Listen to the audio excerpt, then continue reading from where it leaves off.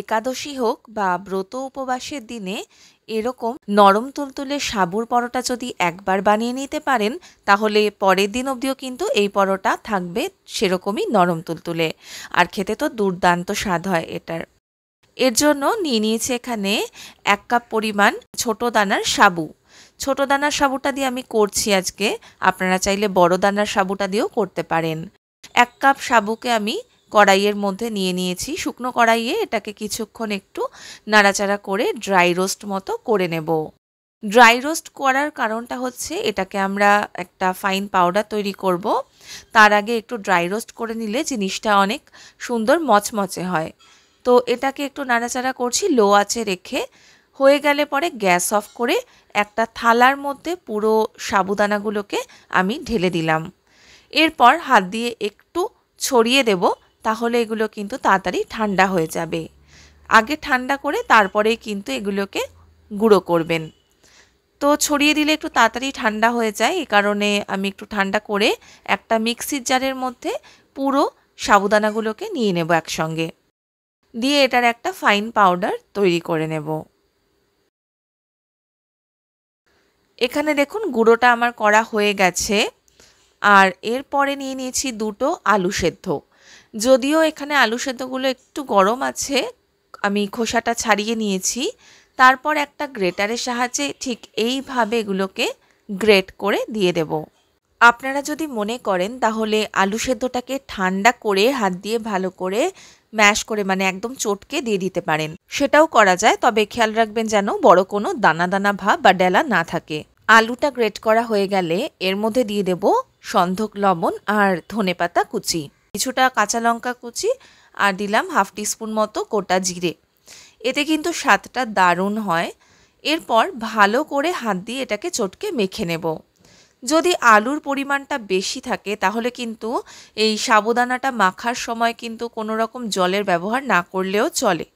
তবে আমি মাখতে মাখতে মনে করলাম যে এটাতে একটু জলের প্রয়োজন আছে, তাই জন্য সামান্য একটু জল এতে অ্যাড করলাম। এরপর ভালো করে চটকে আগে মেখে একটা ডো বানিয়ে নেব। যেরকমভাবে আমরা রুটি বানানোর সময় বা লুচি বানানোর সময় আটা ময়দার ডো বানাই, একদম কিন্তু সেরকম দেখতেই একটা ডো বানিয়ে নিতে হবে। দেখুন কি সুন্দর ডো আমাদের রেডি হয়ে গেছে। তারপর এটাকে ভালো করে হাত দিয়ে কিছুক্ষণ ঠেসে নিতে হবে। যত ভালো করে মাখবেন, মানে মাখাটা যত ভালো হবে আর সফট হবে, পরোটাগুলো কিন্তু খুবই নরম হবে।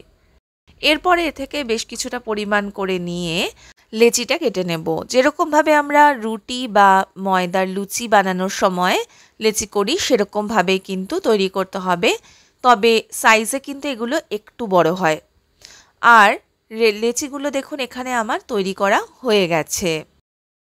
এরপর বেলে নেওয়ার পালা। আমি এর ওপরে কিছুটা সাবুদানার গুঁড়ো রেখে দিয়েছিলাম, সেটাকে একটু ছড়িয়ে দিয়েছি।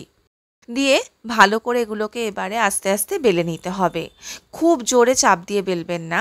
তবে সাবুর পরোটা বা লুচি বেলার সময় একটা জিনিস খেয়াল করবেন, এগুলোর কিন্তু ধারের অংশটা একটু ফেটে ফেটে যায়। তবে সেটা কোনো চিন্তার কারণ নয়, এরকম হতেই পারে, তাতে কিন্তু স্বাদে কিছু হেরফের হয় না। আর আপনারা যদি একদম পারফেক্ট গোল শেপে করতে চান, সেক্ষেত্রে এটাকে বেলে নিয়ে কোনো ধারালো টিফিন বক্স দিয়ে চাপ দিয়ে এটাকে গোল আকারে কেটে নিতে পারেন, বাটি বা টিফিন বক্স যেটাই হোক। তো আমি আর ওসব ঝামেলায় যাইনি, এরকমভাবেই করে নিয়েছি। এতেও কিন্তু কিছু খারাপ হয় না। দেখুন পরোটাগুলো আমার রেডি হয়ে গেছে। এরপর এগুলোকে আমি ভালো করে আগে একটু সেঁকে নিচ্ছি। দুপিঠ একটু হালকা করে সেঁকে নেব। যখন এরকম সেঁকার একটা যে বাদামি রং সেটা আসতে শুরু করবে, তখন এর ওপর থেকে কিছুটা ঘি আমি দিয়ে দেব। আজকে আমি পরোটাটা ঘিয়ে করছি, তবে চাইলে কিন্তু এটা রিফাইন্ড অয়েলেও করা যেতে পারে। তবে ঘি দিলে স্বাদটা দেখলাম খুব সুন্দর হয়। আপনারা ব্রত বা উপবাসের দিনে একটু ঘি দিয়ে করে দেখতে পারেন। এইভাবে হালকা সেঁকা সেঁকা হয়ে গেলে এগুলোকে তুলে নেব।